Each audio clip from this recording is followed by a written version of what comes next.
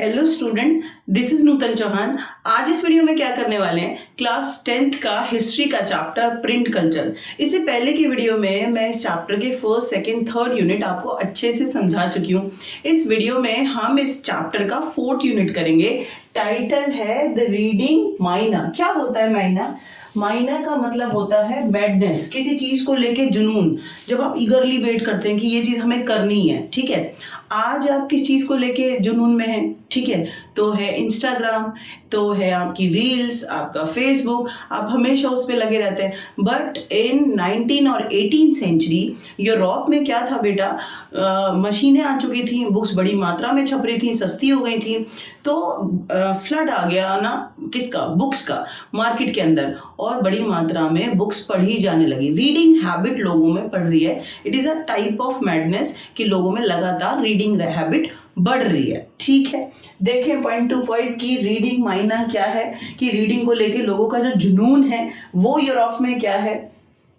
Through the 17th and 18th century, literacy rate went up and most part of Europe. Europe की ज़्यादातर countries में 17th और 18th century में literacy rate बढ़ रहा है। अच्छी बात है। और जब लिटरेसी रेट बढ़ेगा और रीडिंग की डिमांड बढ़ेगी तो बुक्स छपने की डिमांड भी बढ़ेगी। ठीक है, churches of the different denominations, यानी चर्च की अलग अलग शाखाएं, सेक्ट, ग्रुप्स। ठीक है, जैसे हिंदुओं में बहुत सारे ग्रुप्स होते हैं या मुस्लिम्स में बहुत सारे शिया और सुन्नी अलग अलग ग्रुप होते हैं। तो जो चर्च को मानते हैं और जो क्रिश्चियंस हैं उनके भी ग्रुप होते हैं। तो चर्च में जो अलग अलग डिनोमिनेशन है उन्होंने क्या करा, स्कूल विलेजेस में खुलवाए। किसके लिए? पीजेंट्स के लिए और आर्टिशंस के लिए। तो जो चर्च है उन्होंने गांव के अंदर स्कूल खुलवाए। ठीक है, क्यों खुलवाए? ताकि जो पीजेंट्स हैं, आर्टिशंस हैं, वो भी पढ़ लिख जाए। ठीक है, तो इससे आपको पता चल रहा है जब स्कूल खुल रहे हैं, कॉलेज खुल रहे हैं, गांव में भी खुल रहा है, हाँ, तो लिटरेसी रेट घटा या बढ़ा? बढ़ेगा। तो प्लीज रीडिंग माइना, इट मीन्स रीडिंग में मैडनेस, लोगों में जुनून बढ़ने लगा। क्यों? वो पढ़े लिखे होने लगे। मैंने आपको पहले बताया था कि यूरोप की कंट्रीज में लिटरेसी रेट, इलिटरेट लोग ज्यादा थे, लेकिन धीरे धीरे अब वो पढ़ लिख रहे हैं, लिटरेसी रेट बढ़ रहा है। ठीक है, in some part of Europe literacy rate were as high 60 to 80। आपसे एक नंबर में पूछ लेंगे कि 17-18 सेंचुरी में यूरोप की बहुत सारी कंट्रीज के अंदर जो परसेंटेज है लिटरेट लोगों का वो 60 से 80% पहुंच गया। बात समझ में आ गई आपको? आगे देखते हैं। Book sellers employed peddlers. कौन होते हैं पेडलर? जरा देखो, पेडलर्स होते हैं द पर्टिकुलर पर्सन, ठीक है, ट्रेवल विलेज टू विलेज और place to place and sell small things और गुड्स। जो छोटी छोटी चीजें बेचते हैं उन्हें पेडलर्स कहते हैं। तो बुक सेलर हायर पेडलर्स। जो बुक सेलर्स हैं उन्होंने पेडलर्स को हायर करा, अपॉइंट करा और गांव गांव भेजा, और ये पेडलर लोगों को किताबें बेचते थे छोटी छोटी। समझ में आ गया? Book seller employed peddlers who roamed, मतलब घूमते थे, travel around villages carrying little books for sale। Hopefully you understand, imagination the situation to spread book, और जो बुक सेलर्स हैं उन्होंने क्या तरीका अपनाया? पेडलर्स को अपॉइंट किया, उन्हें गांव गांव भेजा और वो छोटी छोटी किताबें लोगों को बेचते थे। ठीक है, they were almanac। एल्मेनेक क्या होता है? टाइप ऑफ कैलेंडर जिसमें डेट्स होती है ना, लेकिन ऐसा कैलेंडर जिसके अंदर आपको पूरे ईयर का ना, जैसे हमारे इंडिया के अंदर होता है ना, पूर्णमासी कब है, अमावस कब है, पूरा रिलीजियस सारी चीजें समझ में आ जाता है। ठीक है, तो वो एकादशी कब है, द्वादशी कब है, तो ऐसा। तो यूरोप के अंदर जो रिलीजियस पूरा डेट्स होती थी वो सारा मेंशन होता है, उसको कहते हैं एल्मेनेक। बात समझ आ गई? तो देयर वर एल्मेनेक रिचुअल कैलेंडर, धार्मिक calendar, along with the ballad and flock tales। ठीक है, तो जो बुक सेलर्स हैं वो फ्लॉक टेल से रिलेटेड बुक्स को बेच रहे हैं, बैलेड बेच रहे हैं, जो ना इतिहास की किताबें होती हैं और पोएम के रूप में होती हैं।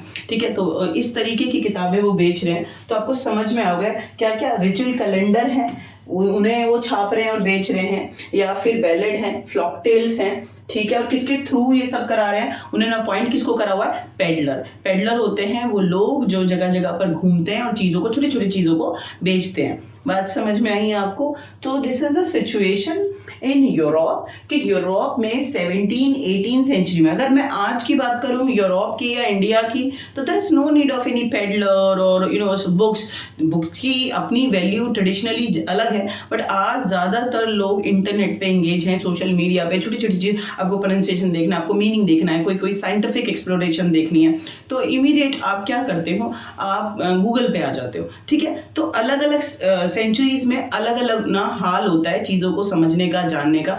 दैट टाइम इतना अगर हम 17 और 18 सेंचुरी की यूरोप की कंट्रीज की बात करें, तो लोगों में तब इंटरनेट और ये सारे फैसिलिटी नहीं थे ना, तो उस टाइम पे बुक्स एक्सप्लोर हुए थे, मशीनों से छप रहे थे, सस्ती छप रही थी, तो लिटरेसी रेट बढ़ रहा है, लोगों में पढ़ने का जुनून बढ़ रहा है, और जो बुक सेलर्स है उनको भी प्रॉफिट हो रहा है, और वो बुक्स को ना बेचने के लिए पेडलर्स को उन्होंने हायर किया हुआ है। तो दिस इज द सिचुएशन। बहुत सिंपल है, कोई दिक्कत वाली बात नहीं है, आपको ये अच्छे से आ जाना चाहिए। आगे क्या लिखा हुआ है, इसी को हम कंटिन्यू करेंगे कि जब रीडिंग का जुनून लोगों में बढ़ रहा था तो क्या क्या हो रहा था, ठीक है। बुक सेलर्स ने पेडलर्स को हायर कर लिया, रिचुअल कैलेंडर्स हैं, बैलेड हैं, फ्लॉक टेल्स हैं, इनको वो बेच रहे हैं, ठीक है। और लिटरेसी रेट भी यूरोप की कंट्रीज में 60 से 80% तक बढ़ गया है लोगों के बीच में। There were almanac और ritual calendar along with ballad and folktale। ये मैंने आपको पहले ही समझा दिया कि उस टाइम पर जो पब्लिशर हैं वो क्या क्या अलग अलग चीज़ें छापते हैं लोगों को अट्रैक्ट करने के लिए। रिचुअल कैलेंडर है, धार्मिक कैलेंडर जिसमें डेट्स भी होते हैं और डे भी होते हैं कि कहाँ कौन से डे पे कौन सा पर्टिकुलर रिचुअल आने वाला है आपको, ठीक है। और बैलेड्स हैं और फ्लॉक टेल्स हैं, तो जो पुरानी लोक कथाएं होती हैं वो सब छपी होती हैं फ्लॉक टेल के अंदर। इन इंग्लैंड में क्या तरीका अपनाया गया, ठीक है, लोगों तक किताबें पहुंचाने का, इसको ध्यान से समझना, अलग अलग आपसे पूछ लेंगे। इंग्लैंड में पेनी क्या होता है, छोटा सबसे जो करेंसी होता है ना, फॉर्म होता है सिक्का। जैसे हमारे देश में पहले 5 पैसे चलते थे, अब नहीं चलते, ठीक है। अभी हमारे लिए सबसे छोटा 1 रुपया हो गया, हाँ 1 रुपीज हो गया। बट यूरोप के अंदर जो सबसे छोटा सिक्का होता है, कॉइन होता है, उसको कहते हैं पेनी। बात समझ आ गई? तो इंग्लैंड में पेनी चैप बुक्स, और चैप बुक्स होती है छोटी स्मॉल बुक जो पॉकेट में भी फिट हो सकती है। बात समझ में आ गई? तो penny chap books were carried by the petty peddlers known as chapman, ठीक है। पेडलर जो घूम घूम के किताबें यूरोप की विलेजेस में बेचते थे ना, उनको चैपमैन कहते हैं। क्यों? क्योंकि वो चैप बुक छोटी छोटी किताबें बेचते थे, और कितना उनका प्राइस होता था, पेनी, सिर्फ पेनी में, ठीक है। And sold for a penny so that even the poor could buy them. आ गई बात समझ में? इमेजिनेशन करो, आप यूरोप में हैं, 17 और 18 सेंचुरी में हैं, गांव में चैपमैन आते हैं, यानी चैप बुक्स जो छोटी छोटी किताबें बेचते हैं, और क्या प्राइस होता है, जस्ट अ पेनी। तो it is easy for poor people, they also purchase books. बात समझ में आ गई? इंग्लैंड में इतनी सस्ती किताबें बनाई गई ताकि गांव में जो गरीब लोग हैं वो भी पढ़ सके। अच्छा तरीका है, ये याद रखेंगे, पेनी, चैपमैन और चैप बुक, छोटी किताबें होती हैं, ठीक है। फ्रांस में क्या तरीका अपनाया गया? इंग्लैंड में मैंने आपको चैपमैन चैप बुक बता दिया। फ्रांस के अंदर क्या किया गया, ये ना एक फ्रेंच वर्ड है, ठीक है, बिलियोथिक ब्लू, ठीक है, याद रहेगा आपको। तो ये नाम रखा गया और ब्लू कलर की पूरी लाइब्रेरी सजा दी गई। ब्लू कलर का पेंट किया गया? नहीं, जो कवर था किताबों का वो ब्लू रखा गया, ठीक है। और जो क्वालिटी थी पेपर की वो पुअर रखी गई। क्यों? एक होता है ना फाइन पेपर होता है लिखने के लिए, एक होता है थोड़ा सा काले कलर का भद्दा सा पेपर होता है, उसकी क्वालिटी अच्छी नहीं होती, लेकिन वो सस्ता होता है, काम तो उससे भी चला लेंगे ना। तो गरीब लोग अगर फाइन क्वालिटी का पेपर यूज करेंगे तो महंगा आएगा। तो फ्रांस के अंदर एक स्ट्रैटेजी अपनाई गई कि गरीब लोग भी किताबें ले सकें, पढ़ सकें, तो पुअर क्वालिटी की किताब जो पेज है वो तैयार किया गया और उसको ब्लू कलर के कवर से सजाया गया, ठीक है, कवर किया गया। इसलिए इन किताबों को क्या कहते हैं? बिलियोथिक ब्लू, याद रहेगा। विच वर लो प्राइस, सस्ती होती हैं, और पुअर क्वालिटी का पेपर लगा होता है, और किससे? चीप ब्लू कवर से ढकी हुई होती है। बात समझ में आ गई? फ्रांस में गरीब लोगों तक किताबें पहुंचाने का स्ट्रैटेजी लगाया गया। क्या था? बिलोथिक ब्लू, यानी ब्लू कलर का कवर और घटिया क्वालिटी का पेपर और सस्ती किताब। फ्रांस में क्या, इंग्लैंड में क्या किया गया था? इंग्लैंड में सस्ती किताब पेनी में बेचा जाता था। गांव-गांव जाके पेडलर को ही चैपमैन कह रहे हैं, क्योंकि वो चैप बुक, छोटी किताबें जो पॉकेट में भी शिफ्ट हो जाए, अच्छे से फिट हो, तो उनको बेचा गया। ठीक है, तो इंग्लैंड में भी तरीका अपनाया गया गरीबों तक किताबें पहुंचाने का, और फ्रांस में तो ये याद रहेगा, the romances printed for 4 to 6 pages. ठीक है, हिस्ट्रीज, इट मीन्स लोगों को अट्रैक्ट करने के लिए जब आप रोमांटिक किताबें पढ़ते हैं, नोवेल पढ़ते हैं, तो आप ना जादू की दुनिया में, ठीक है, फैंटेसी वर्ल्ड में घूम जाते हैं। एक राजा था, रानी थी, एक राजा था, एक गरीब लड़की थी, पसंद आ गया, शादी हो गई, फैमिली बन गई, है ना, तो आप उस दुनिया में खो जाते हैं, तो इंटरेस्ट बढ़ता है रीडिंग का, और वो किताब बिकेगी भी ज़्यादा। तो पहले रोमांस जैसे टाइटल जो होते हैं, जो प्रेम कथाएं होती हैं, ऐसी किताबें भी छपती थी यूरोप के अंदर। ठीक है, तो होपफुली यू अंडरस्टैंड हम किस सफ़र पे हैं। यूरोप की कंट्रीज में ड्यूरिंग द प्रिंट रेवोल्यूशन जब मशीनों से किताबें छपी तो क्या हाल था? लिटरेसी रेट घटा या बढ़ा? बिल्कुल बढ़ेगा। ठीक है, 60 से 80% तक लिटरेसी रेट लोगों में बढ़ने लगा। प्लस एल्मेनिक जो होता है, क्या होता है, रिचुअल कैलेंडर हैं, फ्लॉक टेल्स हैं, बैलेड हैं, ऐसे तरह की किताबें और या कैलेंडर, ये सब छपने लगा। रोमांटिक किताबें 4 to 6 पेजेस की, ज़्यादा पतली, छोटी सी पतली, बहुत मोटी नहीं। चैप बुक्स, इंग्लिश जो इंग्लैंड है वहाँ पर छोटी किताबें छपने लगी, और फ्रांस में तो और अच्छा तरीका, बिब्लियोथिक ब्लू, यानी घटिया क्वालिटी के पेपर से तैयार किताबें बेची गई ताकि गरीब लोग भी पढ़ सकें। तो these are the strategy of different country apply. ठीक है, कि जो गरीब लोग हैं वो भी पढ़ सके। क्लियर है, कोई दिक्कत वाली बात नहीं है। आगे चलते हैं। The periodical press develop the earlier 18th century. क्या होता है पीरियोडिकल?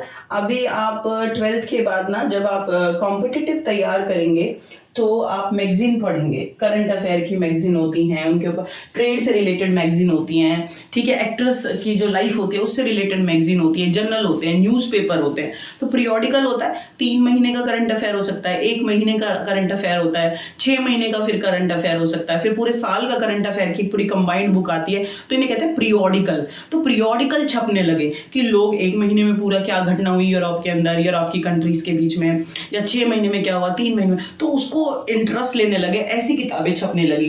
समझ में आ गया? पीरियोडिकल, पर्टिकुलर टाइम पीरियड की किताबें जिसमें छपती हैं, 3 महीना में क्या हुआ, 1 महीने में क्या हुआ, 1 साल में क्या हुआ, पीरियोडिकल प्रेसेस डेवलप हुई। ठीक है, अर्लियर 18th सेंचुरी के अंदर, आप ये याद रखेंगे। ठीक है, current affair with entertainment, current affair छपने लगे कि पर डे पूरे यूरोप की कंट्रीज में क्या हो रहा है, कहीं ब्लास्ट हो गया है, कोई मैच जीत गया है, जैसे आजकल करंट अफेयर है। ठीक है, कि कौन राजा बना है, तो और कहाँ किस जो हमारा देश है वो किस दूसरे देश के साथ लड़ रहा है, क्या फॉरेन अफेयर है। तो ऐसे करंट अफेयर छपने लगे कि लोग इंटरेस्ट लेके पढ़ते थे। Newspaper and general carried information about the war and trade, newspaper छपने लगे और उसके अंदर वॉर से रिलेटेड और ट्रेड से रिलेटेड जानकारी छपने लगी कि जो देश है वो दूसरे देश के साथ कैसे अफेयर हैं, कहाँ लड़ने जा रहा है, क्या स्ट्रैटेजी अपना रहे हैं, और प्लस ट्रेड, एक्सपोर्ट इंपोर्ट के, हमारा जो देश है वो दूसरे देशों, यूरोप का एक देश दूसरे देशों के साथ कहाँ एक्सपोर्ट कर रहा है, कहाँ इंपोर्ट कर रहा है, कितना कर रहा है ना। तो ये सारी न्यूज़पेपर, जनरल करंट अफेयर, ये सब छपने लगा ताकि लोगों तक इंफॉर्मेशन पास हो। तो अच्छी बात है।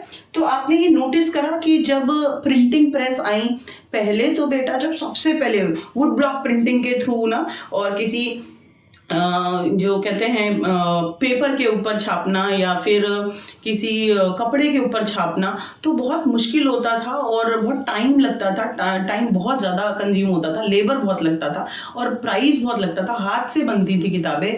बट मशीनों के बाद आपने देखा पूरे यूरोप में तहलका हो गया, किताबों की बाढ़ आ गई है, सस्ती किताबों की बाढ़ आ गई है। और किताबें क्या एक ही जैसी टाइटल जो आप पढ़ते हैं स्कूल में सब्जेक्ट से रिलेटेड थी? नो, बहुत सारे सब्जेक्ट थे। तो उसमें रिचुअल कैलेंडर भी हैं, फ्लॉक टेल्स भी हैं, रोमांटिक बुक्स भी हैं, ठीक है, और साइंटिफिक बुक्स भी हैं, और जनरल भी हैं, न्यूज़पेपर भी है, करंट अफेयर भी है। तो these are the different topics जिनके ऊपर किताबें, न्यूज़पेपर सब छपने लगा, जनरल। समझ में आ गया? मैगजीन।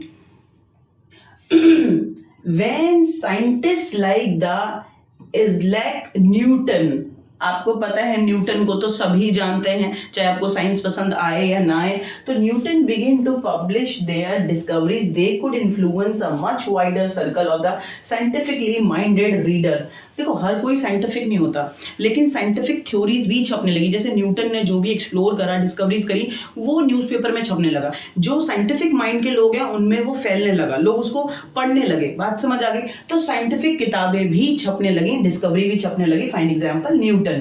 ठीक है। The writing of the thinkers, thinkers होते हैं फिलोसोफर, समाज को अलग तरीके से देखने वाले।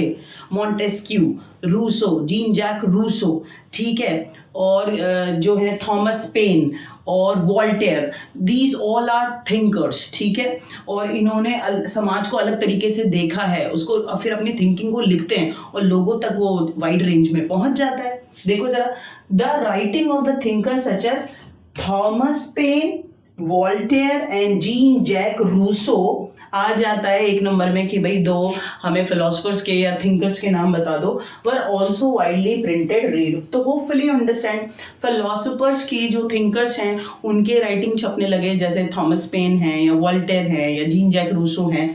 साइंटिस्ट के जो डिस्कवरीज हैं वो छपने लगे, जैसे न्यूटन ने जो डिस्कवरी करी, newspaper, journal, magazine, current affair, periodical, ठीक है, फ्लॉक्टेज, बैलेड, चैप बुक्स। तो दीज ऑल आर डिफरेंट ना वे ऑफ प्रिंट की इस तरह की किताबें, इस तरह के टॉपिक छपने लगे और बड़े लार्ज स्केल पे यूरोप की कंट्री के लोगों ने पढ़ा। तो आपको लग रहा है इतना सब कुछ छप रहा है, तभी तो छप रहा होगा कि जब लोगों में जुनून है। जिस चीज का जुनून होता है ना मार्केट में, वही प्रोडक्शन बढ़ता है। जिस चीज के लिए जुनून नहीं होगा उसका प्रोडक्शन डाउन रहता है। ठीक है,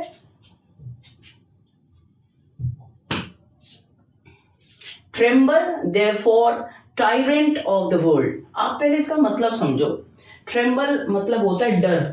जब आपको किसी चीज से डर लगता है तो वो है ट्रेम्बल्ड। और यानी यहां पर क्या समझाना चाहते हैं कि डर किस चीज से हो रहा है और किसको हो रहा है? टायरेंट्स। टायरेंट्स होते हैं क्रूल राजा, जो बहुत एब्सोल्यूट पावर जिनके हाथ में होती है, अनलिमिटेड। गंदे लोग जो राजा होते हैं और अनलिमिटेड पावर यूज करते हैं, जनता के राइट्स के बारे में नहीं सोचते हैं, अपने हिसाब से जो उन्हें कानून बनाना होता है कि भाई हम ही भगवान है, जो हमने बोल दिया सो बोल दिया। तो जनता के बारे में जो नहीं सोचते हैं तो उन्हें तो ना क्रूल रूलर्स ही कहते हैं। तो आपको ट्रायंट का मतलब समझ में आया होगा, आपको ट्रेम्बल का मतलब समझ में आया होगा, बात समझ में आ गई। खैर फिलहाल आप इस वर्ड को ध्यान से देखो, लुइस सेबेस्टाइन मर्शियर। लुइस सेबेस्टाइन मर्शियर। अच्छा, एक्चुअली ये फ्रेंच वर्ड है, आप इसको इंग्लिश के हिसाब से प्रोनाउंस कर लो, फ्रेंच के हिसाब से। अभी ये फ्रेंच की क्लास तो है नहीं कि मैं आपको तोड़ तोड़ किसको बताऊं, बट है ये फ्रेंच वर्ड, लिखा फ्रेंच में है। ठीक है, आप इसको इंग्लिश में भी प्रोनाउंस कर सकते हैं। तब जैसे ये, अगर आप इसको इंग्लिश में प्रोनाउंस करेंगे तब आएगा मर, आर आएगा, मर्शियर। और अगर आपने इसको फ्रेंच में प्रोनाउंस करा तो मेशियर, दोनों आर साइलेंट हो जाएंगे। तो डिपेंड ऑन आप कैसे प्रोनाउंस करने वाले हैं, बट मुझे आपको ये नाम अच्छे से याद कराना है, लुइस सेबेस्टाइन मर्शियर। ठीक है, अ नोवेलिस्ट, नोवेल लिखने वाले थे। 19th सेंचुरी में इन्होंने क्या करा, 18th सेंचुरी में फ्रांस के अंदर इन्होंने एक बात कही, डिक्लेयर करा। एक नंबर में आता है, बहुत इंपॉर्टेंट है। लुइस सेबेस्टाइन मर्शियर ने एक बात कही 18th सेंचुरी में अबाउट प्रिंटिंग। ये है Sebastien Mercier. The printing press is the most powerful engine. Printing press एक बहुत पावरफुल इंजन है, इंजन, ठीक है, जैसे रेल में लगा दो तो स्पीड से दौड़ती है। तो कह रहे प्रिंटिंग प्रेस एक पावरफुल इंजन है। क्या कर सकता है वो देखो। Of progress in public opinion is the force to will sweep despotism away. Despotism away, despotism होता है अनलिमिटेड पावर ऑफ मोनार्क, उसको दूर कर सकता है, उसको साफ कर सकता है, पोछा मार सकता है उसके ऊपर। ठीक है, अब मेरी बात ध्यान से सुनो। ये मर्शियर हैं और एक नोवेलिस्ट हैं फ्रांस के, और इन्होंने प्रिंटिंग प्रेस को अप्रिशिएट करते हुए कुछ वर्ड्स कहे जो कि इतिहास में बिल्कुल नोट हो गए। एक नंबर में आपसे पूछ लिया जाएगा ये किसने कहा। 18th सेंचुरी में उन्होंने कहा कि printing it was powerful engine which is swept despotism away, जो डेस्पोटिज्म लोगों के विचारों को बदल कर, ठीक है, जब प्रिंटिंग में पढ़ेंगे, किताबों में पढ़ेंगे राजा अनलिमिटेड पावर यूज कर रहे हैं या जो प्रिविलेजेस हैं वो यूज कर रहे हैं और सारे जो टैक्सेस है लोग दे रहे हैं राजा को और एक्सप्लॉइट हो रहे हैं, है ना। तो जब ये लोग बार बार पढ़ेंगे तो उनके व्यूज चेंज होंगे और वो राजा के खिलाफ हो जाएंगे, क्रांति होगी जो कि फ्रांस में हुई, वो मैं भी अभी आपको आगे पढ़ाऊंगी। तो कह रहे किताबें और जो प्रिंट है ना वो लोगों में जुनून भर सकते हैं, उनके व्यूज को बदल सकते हैं और ये आगे चलकर डेस्पोटिज्म, ये जो पूरे यूरोप के अंदर जो अनलिमिटेड पावर यूज कर रहे हैं, एंजॉय कर रहे हैं राजा, उसे ये खत्म कर देंगे। और आगे ऐसा हुआ भी, ठीक है, याद रहेगा आपको। तो बहुत ही हिस्टोरिकल वर्ड्स हैं, लुईस सब्स्टाइन मर्शर ने कहे हैं, convince of the power of print is bringing enlightenment. Enlightenment का मतलब होता है ज्ञान, कि लोगों की नॉलेज बढ़ जाएगी जब वो प्रिंटिंग हो। ये प्रिंटिंग की पावर है। जब आप ज्यादा किताबें पढ़ेंगे, आप रील देखेंगे तो बर्बाद होंगे, टाइम पास होता है, घंटे चले जाते हैं, उससे कुछ नहीं हासिल होगा। लेकिन जब आप रोज 5 मिनट भी पढ़ेंगे ना, तो आप देखना आप दूसरों से अलग हो जाएंगे। रोज 5 मिनट आप कुछ भी पढ़ो, लेकिन पढ़ते पढ़ते आप दूसरों से अलग हो जाएंगे, वो चीजें आपके अंदर आ जाती हैं। तो एनलाइटमेंट बढ़ता है and destroying the base of despotism. क्या कह रहे हैं कि ये बात लुईस ने अच्छे से समझाया है, सब्स्टाइन मर्शियर ने, कि जितना आप किताबें पढ़ेंगे, प्रिंट का ये पावर है, उतना 2 फायदे होंगे। एक तो एनलाइटमेंट, लोगों में ज्ञान बढ़ जाएगा, और जब ज्ञान बढ़ जाएगा तो definitely they ready to fight with despotism. Despotism को वो डिस्ट्रॉय कर देंगे, यानी जो एब्सोल्यूट पावर है, राजा की अनलिमिटेड पावर है, उसको खत्म कर देंगे। Mercier proclaimed tremble therefore tyrant of world tremble before the virtual writer। कहने का मतलब है, ये बार बार वो नारा लगा रहे हैं कि प्रिंट ट्रेम्बल, डर पैदा कर देगा। ट्रायंट्स, इट मीन्स जो गंदे राजा हैं, जो क्रूल राजा हैं, उनके बीच में डर पैदा कर सकता है। कौन? प्रिंट।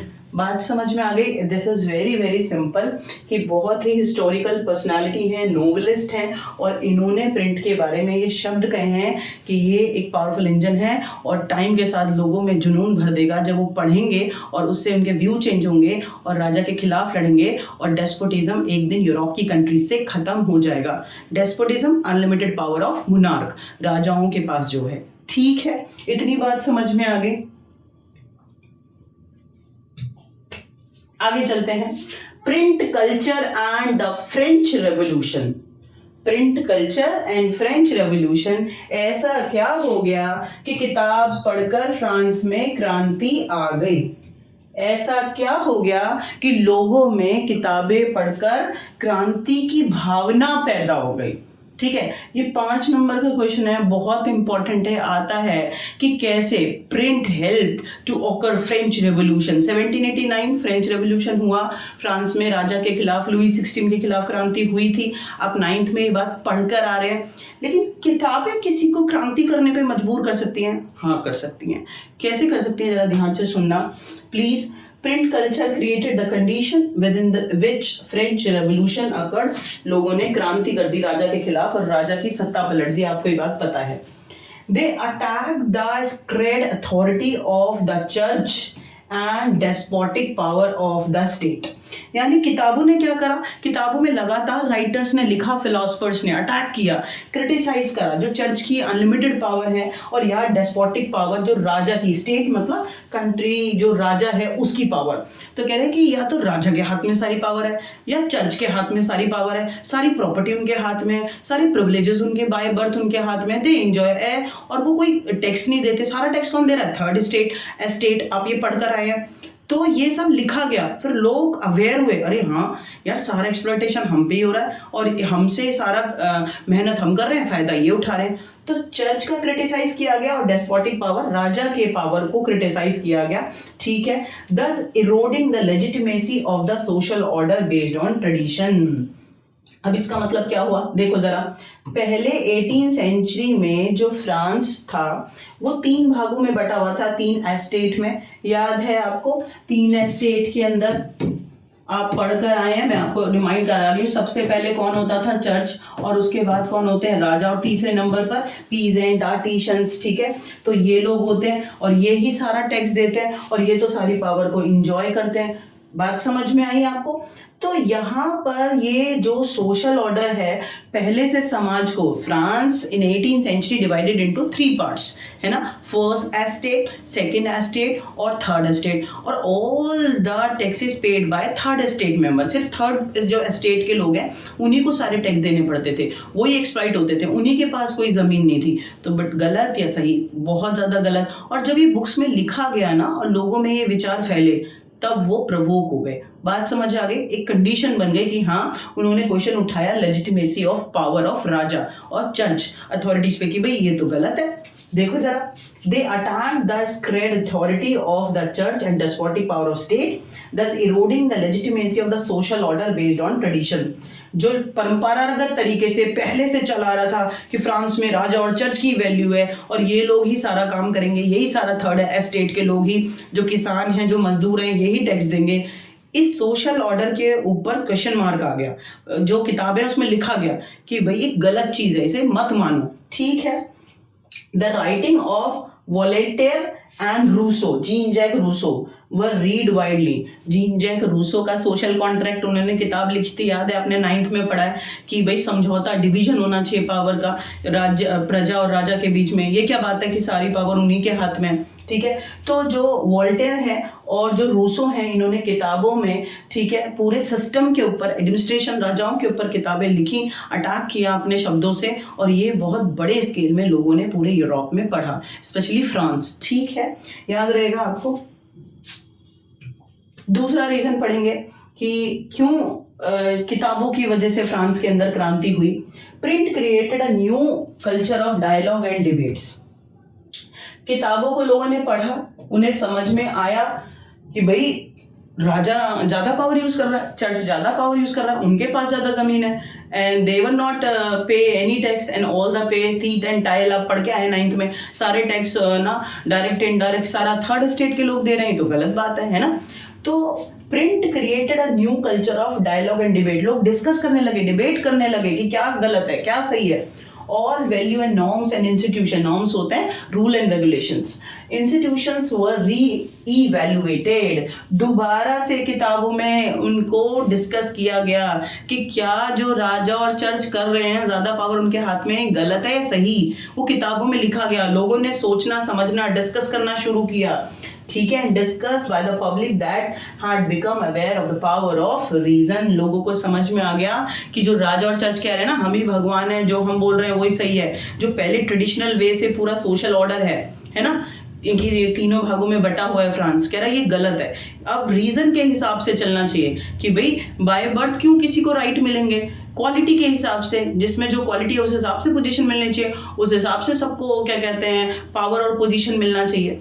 तो किताबों ने देखा, लोगों की सोच बदल दी। अब वो डिस्कस कर रहे हैं, वो डिबेट कर रहे हैं, रीजन की पावर को समझ रहे हैं कि क्यों, रीजन दो, क्यों भैया राजा का बेटा राजा ही बनेगा और मजदूर का बेटा राजा क्यों नहीं बन सकता। तो लोगों में ये सोचने की पावर आ गई, किसकी हेल्प से, किताबों ने। तो किताबों ने प्रवोक कर दिया लोगों को राजा के खिलाफ और क्रांति हुई। तो समझ में आया होगा आपको ये बात।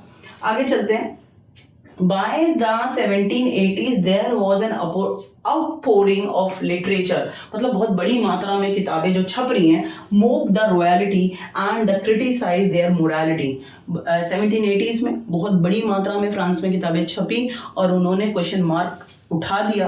क्वेश्चन हो गया किसके ऊपर, लेजिटिमेसी ऑफ स्टेट गवर्नमेंट, राजा के खिलाफ क्वेश्चन मार्क आ गया, उनकी मोरालिटी पे, किस तरीके से वो राज्य कर रहे हैं। अगर लोगों को ही सारा टैक्स देना है और बहुत ना, और उनको कोई फैसिलिटी नहीं है, कोई राइट्स नहीं है, all the privileges enjoy by church and rulers, aristocracy class, तो फिर तो ये चीज़ गलत है। ये चीज़ लोगों ने बार बार उठाई किताबें पढ़कर, उनके दिमाग में ये विचार भर गए। बात समझ में आ गई। तो कंडेम किसको कर रहे हैं, क्रिटिसाइज किसको कर रहे हैं, राजा की अथॉरिटी को। ठीक है, किसके बाद, किताबों को पढ़कर। क्लियर हो गया।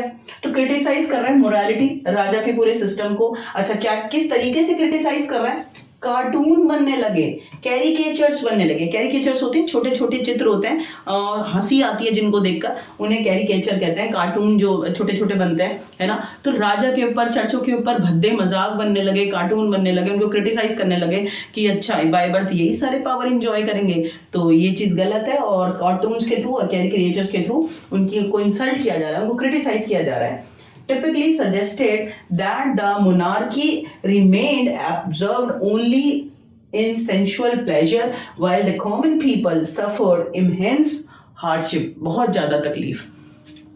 क्या है? With the help of cartoon, caricatures, philosophers, printer, criticize, condemn administration of Raja, and they declare कि all the power enjoyed by Raja and all the hardships faced by common people. तो ये किताबों ने cartoons के through, caricatures के through, writings के through लोगों के दिमाग को हिला के रख दिया कि भैया जागो. लोग जाग गए, क्रांति हुई. तो आपको ये बात आज सीख के चले जाना चाहिए कि किताबों ने बहुत print play a decisive role to create condition against Raja in France. और 1789 में फ्रेंच रेवोल्यूशन हुआ. आ गया, लोगों के विचार बदले, उन्हें समझ आया कि हम अंडर एक्सप्लॉयटेशन है राजा और चर्च, और उन्होंने क्रांति कर दी. ठीक है, तो किताबों ने अहम भूमिका निभाई. ये एक अलग क्वेश्चन है और यहाँ पर हमारा ये अच्छे से 4th यूनिट कंप्लीट हो गई है. ठीक है, और नेक्स्ट वीडियो में हम 5th यूनिट पढ़ेंगे. तब तक के लिए आप बहुत खुश रहो और बहुत मस्त रहो और व्यस्त भी बहुत रहो. ठीक है.